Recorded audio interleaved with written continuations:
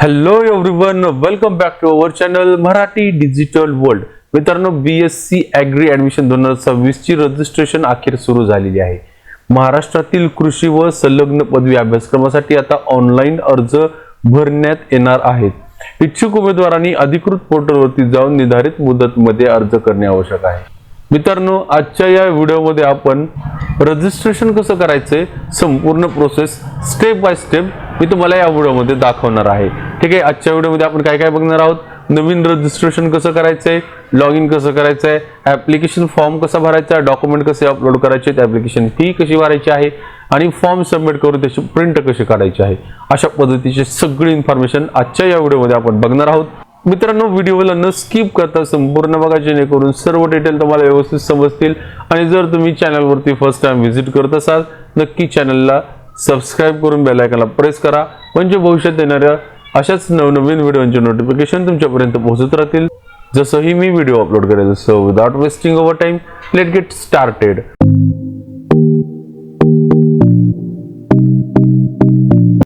तर मित्रांनो, जसं की तुम्हाला माहितीच आहे, BSc ॲग्रीची रजिस्ट्रेशन प्रोसेस या वर्षीची 2026 आणि 27 साठीची सुरू झालेली आहे. आणि आजच्या या व्हिडिओमध्ये आपण तुम्हाला मी संपूर्ण माहितीचा लाईव्ह डेमो देणार आहे. त्यामध्ये तुम्हाला फॉर्म कसा भरायचा आहे, डॉक्युमेंट्स कसे अपलोड करायचे, अशा पद्धतीची सगळी इन्फॉर्मेशन तुम्हाला या व्हिडिओमध्ये भेटणार आहे. ठीक आहे, व्हिडिओ फक्त स्किप करू नका, जेणेकरून तुमच्याकडनं फॉर्म फिलअप करण्यामध्ये कुठल्याही पद्धतीची मिस्टेक होणार नाही. ठीक आहे, आता मित्रांनो, फॉर्म फिलअप करण्यासाठी काय करायचं, सर्वप्रथम आपल्याला cetcell.mahacet.org ही वेबसाईट ओपन करायची. ठीक आहे, अशा पद्धतीचं पेज तुमच्या समोर येईल. नेहमीप्रमाणे तुम्हाला या वेबसाईटची लिंक डिस्क्रिप्शनमध्ये प्रोव्हाइड केलेली आहे. त्या ठिकाणी क्लिक करून डायरेक्ट तुम्ही या पेजवरती येऊ शकता. ठीक आहे, या ठिकाणी आल्यानंतर तुम्हाला काय करायचं आहे, ॲडमिशन पोर्टल अकॅडमिक इयर 2026-27 हे पोर्टल ओपन करायचं. ठीक आहे, यामध्ये तुम्हाला खाली स्क्रोल करायचं आहे.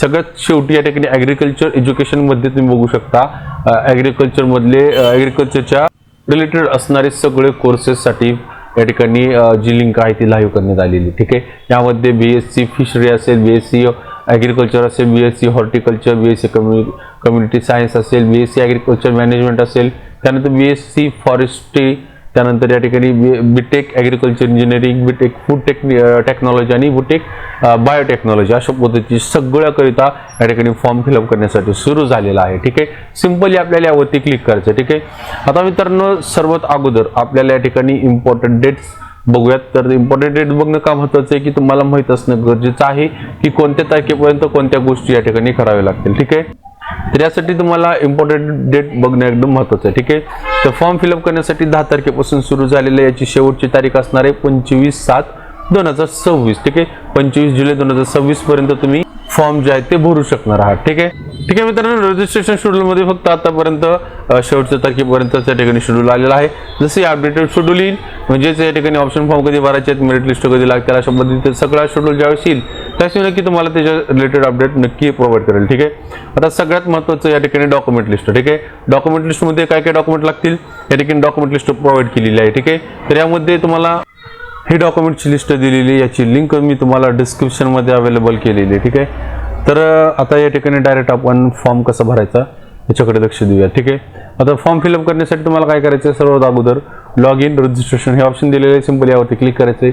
अशा पद्धतीचं पेज ओपन होईल. या ठिकाणी तुम्हाला तुमच्या CETचा ईमेल ID आणि पासवर्ड टाकायचा आहे आणि सिंपली साइन इन वरती क्लिक करायचं आहे. ठीक आहे, साइन इन केल्यानंतर तुमच्या समोर अशा पद्धतीचं पेज दिसेल. ठीक आहे, आता ही तुमची प्रोफाईल असेल. ठीक आहे, आता यामध्ये काय करायचं, तुम्हाला या ठिकाणी सेंट्रलाइज्ड ॲडमिशन प्रोसेस म्हणजे या ठिकाणी कॅपचं एक ऑप्शन दिलेलं आहे. ठीक आहे, यावरती क्लिक करा. यामध्ये तुम्हाला ॲग्रिकल्चरवरती क्लिक करायचं आहे. यामध्ये तुम्ही बघू शकता या ठिकाणी ॲग्रिकल्चरसाठीचे सुटलेले फॉर्म तुम्हाला पाहायला भेटतील. डायरेक्ट सेकंड इयर ॲग्रिकल्चर आहे आणि bachelor of agriculture and allied courses या ठिकाणी ऑप्शन दिलेले. ठीक आहे, सिंपली यावरती क्लिक करायचं आहे.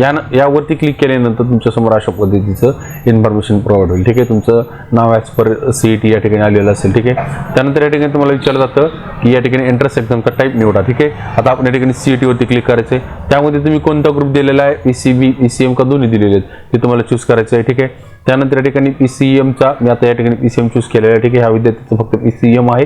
सो या ठिकाणी मी PCM घेतलेला आहे. ठीक आहे, आता या ठिकाणी PCMचा ॲप्लिकेशन नंबर टाकायचा आहे, PCMचा रोल नंबर टाकायचा आहे, त्यानंतर get MSc CET PCM data या ठिकाणी ऑप्शन दिलेले. सिंपली यावरती क्लिक करायचं आहे. ठीक आहे, गेट डाटावरती क्लिक केल्यानंतर तुम्हाला या ठिकाणी तुमच्या CETचा स्कोर आणि तुमच्या CETच्या स्कोर कार्डनुसार तुमच्या ठिकाणी नाव आलेलं असेल. ठीक आहे, सिंपली सेव्ह अँड नेक्स्ट वरती क्लिक करायचं आहे. सेव्ह अँड नेक्स्ट वरती क्लिक केलं की ॲप्लिकेशन पर्सनल डिटेल्स दिली आहे. ठीक आहे, यामध्ये बरेच डिटेल तुमच्या ऑलरेडी फिल असतील, ज्या फिल नसतील ते तुम्हाला भरायच्या. ठीक आहे, आता या ठिकाणी काय काय विचारलेलं आहे, 10वी नंतर किंवा पात्रतेनंतर किंवा लग्नानंतर तुमचे नाव बदलले आहे का. ठीक आहे, या ठिकाणी येस नो वरती क्लिक करायचं. नाव चेंज केलेलं असेल येस वरती क्लिक करा, नसेल तर नो वरती राहू द्यायचं. ठीक आहे, त्यानंतर वडिलाचं नाव टाकायचं, आईचं नाव टाकायचं. ठीक आहे, त्या ठिकाणी आईचं लग्नापूर्वीचं नाव टाकायचं. लक्षात घ्यायचं, आईचं लग्नापूर्वीचं संपूर्ण नाव टाकायचं. कसं, आता या ठिकाणी जसं तुमच्या आईचं नाव असेल, आईचं नाव, वडिलाचं नाव आणि आडनाव टाकताल. ठीक आहे, तसं या ठिकाणी तुमचं आईचं नाव, आईच्या वडिलाचं नाव आणि या ठिकाणी आईचं माहेरचं आडनाव या ठिकाणी टाकायचं आहे. ठीक आहे, त्यानंतर वडिलाचं संपूर्ण नाव या ठिकाणी टाकायचं आहे. ठीक आहे, त्यानंतर जेंडर कुठलं तुमचं, मेल फिमेल ते चूज करा. डेट ऑफ बर्थ या ठिकाणी टाकायचे. मोबाईल नंबर ऑलरेडी आलेला असेल, ईमेल आय डी ऑलरेडी आलेला असेल. ठीक आहे, त्यानंतर तुमचा अपर आय डी सुद्धा या ठिकाणी ऑलरेडी आलेला असेल. या ठिकाणी तुम्हाला एखादा वडिलांचा मोबाईल नंबर द्यायचा आहे. या ठिकाणी आधार कार्डचा नंबर तुम्हाला टाकायचा, तुमच्या आधार कार्डचा नंबर या ठिकाणी टाकायचा आहे. त्यानंतर खाली या ठिकाणी परमनंट ॲड्रेसमध्ये तुमचा ॲड्रेस टाकायचा आहे. यामध्ये लाईन 1, लाईन 2, लाईन 3 तिन्ही भरणं कंपल्सरी आहे. त्यानंतर सिटी कुठली तुमची सिटी टाकायची. त्यानंतर स्टेट, डिस्ट्रिक्ट, तालुका आणि पिनकोड हे टाकायचं. ठीक आहे, हे टाकल्यानंतर या ठिकाणी काय विचारलेलं आहे, present address not same with permanent address. जर तुमचा परमनंट ॲड्रेस आणि प्रेझेंट ॲड्रेस सेम नसेल यावरती क्लिक करा.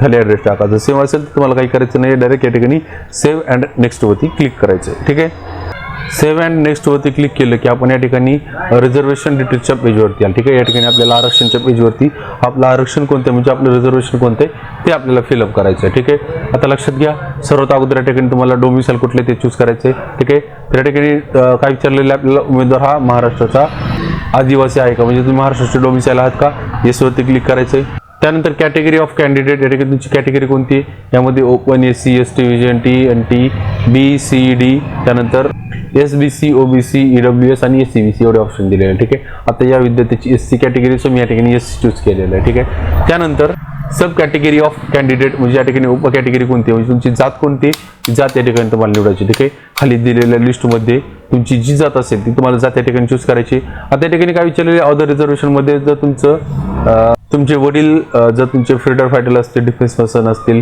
किंवा त्या ठिकाणी पर्सन विथ डिसेबिलिटी तुम्ही स्वतः असाल, तुमचं प्रोजेक्ट अफेक्टेड असेल किंवा तुमचे ॲग्रिकल्चरिस्ट असाल म्हणजे तुम्ही शेतकरी असाल, त्या ठिकाणी तुम्हाला ते चूज करायचं. ठीक आहे, लक्षात घ्यायचं, तुम्ही हे जर चूज केलं ह्यापैकी जे ऑप्शन तुम्ही चूज करताल त्याचं डॉक्युमेंट रिलेटेड तुम्हाला द्यावं लागणार आहे आणि याचे तुम्हाला एक्स्ट्रा पॉईंट सुद्धा भेटणार आहेत. सो तुम्ही या ठिकाणी जर असतील तर नक्की या ठिकाणी डॉक्युमेंट प्रोव्हाइड करायचे. ठीक आहे, आता तुमच्याकडे ॲग्रिकल्चरचं सर्टिफिकेट असेल, ॲग्रिकल्चर म्हणजे शेतकरी असल्याचं प्रमाणपत्र असेल तर ॲग्रिकल्चरिस्टला क्लिक करायचं. ठीक आहे, आणि नसेल तर या ठिकाणी नन वरती क्लिक करा. ठीक आहे, त्यानंतर या ठिकाणी काय विचारलं, do you proceed caste certificate, तुमच्याकडे कास्ट सर्टिफिकेट आहे का, येस वरती क्लिक करायचं. अवेलेबल वरती या ठिकाणी कास्ट सर्टिफिकेटचा नंबर टाकायचा आणि कोणत्या जिल्ह्यात तुमची कास्ट काढलेली तो जिल्हा या ठिकाणी चूज करायचा. ठीक आहे, त्यानंतर काय विचारलेली, कास्ट व्हॅलिडिटी आहे का, या ठिकाणी असेल अवेलेबल वरती क्लिक करा, नसेल तर अप्लाय बट नॉट वरती क्लिक करून ॲप्लिकेशन नंबर, अप्लाय केलेली तारीख वगैरे डिटेल्स तुम्हाला फिलअप करायच्या. ठीक आहे, आता माझ्याकडे आहे, मी अवेलेबल वरती क्लिक केलेली. त्यानंतर या ठिकाणी आपले कास्ट सर्टिफिकेटचा नंबर द्यायचा कोणता, या ठिकाणी एक्झाम्पल दिलेला जो ॲप्लिकेशन नंबर असतो तोच या ठिकाणी तुम्हाला द्यायचा. ठीक आहे, त्यानंतर या ठिकाणी कास्ट व्हॅलिडिटीसाठी अप्लाय केलेला जिल्ह्याचं नाव आणि कास्ट व्हॅलिडिटी भेटलेली तारीख तुम्हाला या ठिकाणी द्यायची आहे. ठीक आहे, त्यानंतर या ठिकाणी काय विचारलेलं आहे, स्टुडंट एम्प्लॉयमेंट, या ठिकाणी विद्यार्थी नोकरी करत आहे का नसेल तर असेल तर येसवरती क्लिक करा, नसेल तर नोवरती क्लिक करायचे.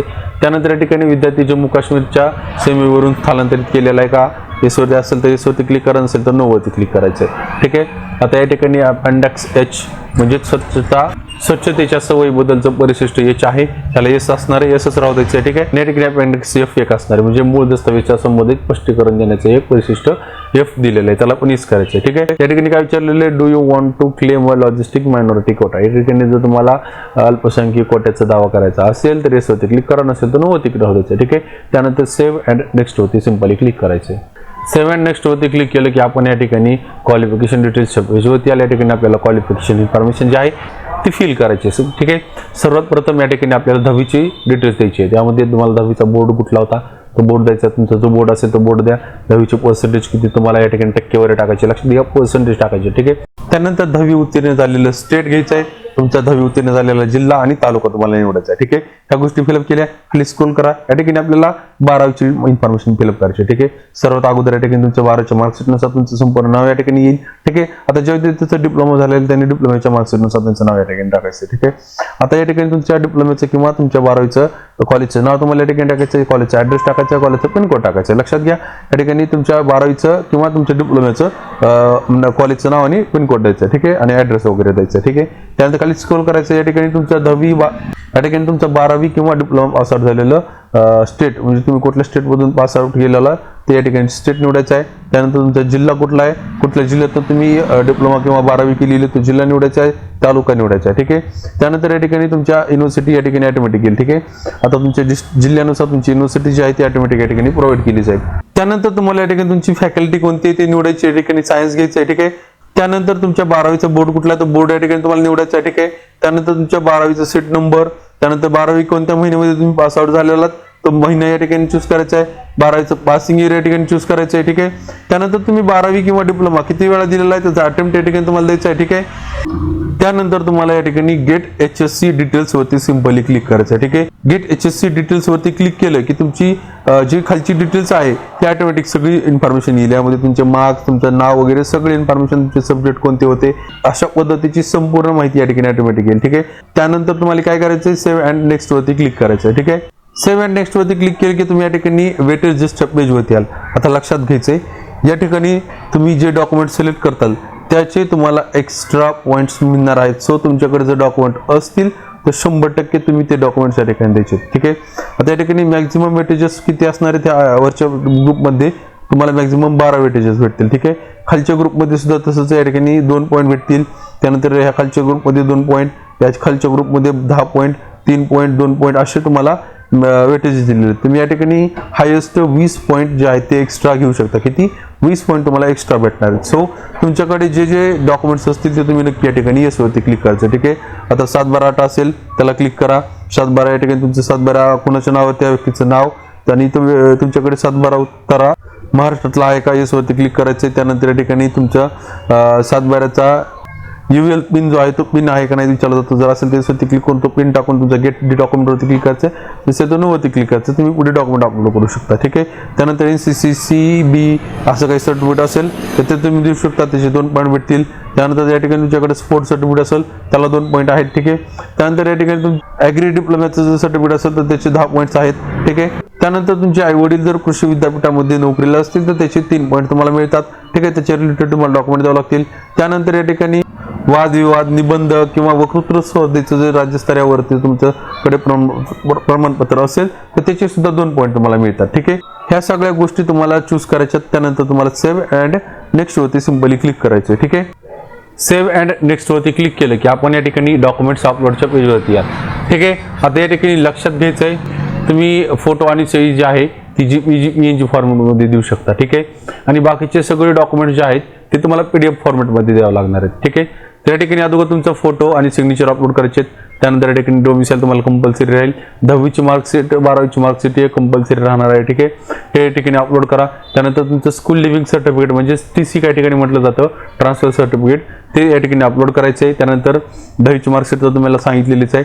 ठीक आहे, PCMचं स्कोर कार्ड तुम्हाला अपलोड करावं लागेल. आता या ठिकाणी कॅटेगरीच्या विद्यार्थ्यांकरिता कास्ट सर्टिफिकेट देणं कंपल्सरी आहे. ठीक आहे, कास्ट व्हॅलिडिटी या ठिकाणी डॉक्युमेंट फीच करायची, ती कशी करायची, या ठिकाणी फीच डॉक्युमेंटवरती क्लिक करायचे आणि विद्यार्थ्याची जर माहिती सगळी बरोबर असेल आपण पहिली टाकलेली त्याचं व्हॅलिडिटी सर्टिफिकेट जे आहे ते ऑटोमॅटिक या ठिकाणी येईल. ठीक आहे, आपण सर्टिफिकेट ऑफ ॲग्रिकल्चरिस्ट म्हणजे शेतकरी असल्याचं प्रमाणपत्र आपण चूज केलं होतं एक्स्ट्रा पॉईंटसाठी, ते अपलोड करायचे. त्यानंतर या ठिकाणी 7/12 चूज केलं होतं ते अपलोड करायचे आणि या ठिकाणी तुमचा अप्परचा ID जो आहे त्याचं डॉक्युमेंट तुम्हाला या ठिकाणी अपलोड करायचं. ठीक आहे, हे सगळे डॉक्युमेंट तुम्हाला अपलोड करायचे. त्यानंतर सेव्ह अँड प्रोसीड वरती क्लिक करायचे. ठीक आहे, सेव्ह अँड नेक्स्ट वरती क्लिक केलं की आपण या ठिकाणी प्रिव्ह्यू ॲप्लिकेशन पेजवरती याल. ठीक आहे, त्या ठिकाणी सगळ्या डिटेल तुम्हाला व्यवस्थित चेक करायच्या. ठीक आहे, तुमचं संपूर्ण फॉर्म भरलेला कॅटेगरी, रिझर्व कॅटेगरी, तुमचे मार्क्स, तुमचे एक्स्ट्रा वेटेजेस, तुमचे एलिजिबिलिटी कोणते की तुम्हाला किती एक्स्ट्रा वेटेजेस भेटलेले, अशा पद्धतीची सगळी इन्फॉर्मेशन चेक करायची. त्यानंतर कन्फर्म अँड नेक्स्ट वरती क्लिक करायचे. सेव्ह अँड नेक्स्ट वरती क्लिक केलं की आपण डिक्लेरेशन ऑफ कॅन्डिडेटच्या पेजवरती याल. या ठिकाणी आपल्याला क्लीननेसची डिटेल्स फिलअप करायचे. ठीक आहे, या ठिकाणी तुमची फॅमिली मेंबरची संख्या किती आहे ती संख्या या ठिकाणी द्यायची आहे. ठीक आहे, त्यानंतर या ठिकाणी काय विचारलेलं आहे, number of family members utilising the toilet. ठीक आहे, तुमच्या शौचालय वापरणाऱ्या फॅमिली मेंबरची संख्या या ठिकाणी द्यायची. ठीक आहे, त्यानंतर या ठिकाणी शौचालय उपलब्ध आहे का याच्यावरती क्लिक करायचं आहे. त्यानंतर या ठिकाणी हॅबिट्सच्या संदर्भामध्ये तुम्हाला विचारलं जातं, यामध्ये जेवणापूर्वी हात धुण्याची सवय आहे का याच्यावरती क्लिक करायचं आहे. त्यानंतर कशानं विचारलं जातं, साबण किंवा वॉटर किंवा या ठिकाणी ऑर्डर दिलेलं आहे. ठीक आहे, या ठिकाणी विथ सोप करायचे. त्यानंतर या ठिकाणी habits of washing hands after toilet, शौचालयानंतर तुम्हाला हात धुण्याची सवय आहे का याच्यावरती क्लिक करायचे.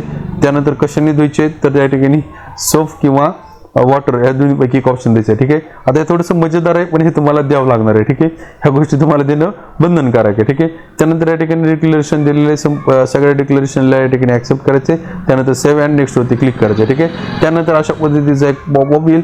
या ठिकाणी तुम्हाला खात्री आहे का की तुमचा फॉर्म सबमिट करू इच्छिता, तुम्ही एकदा सबमिट केल्यानंतर फॉर्म मध्ये दुरुस्त करता येणार नाही अशा पद्धतीचं पॉपअप येतं.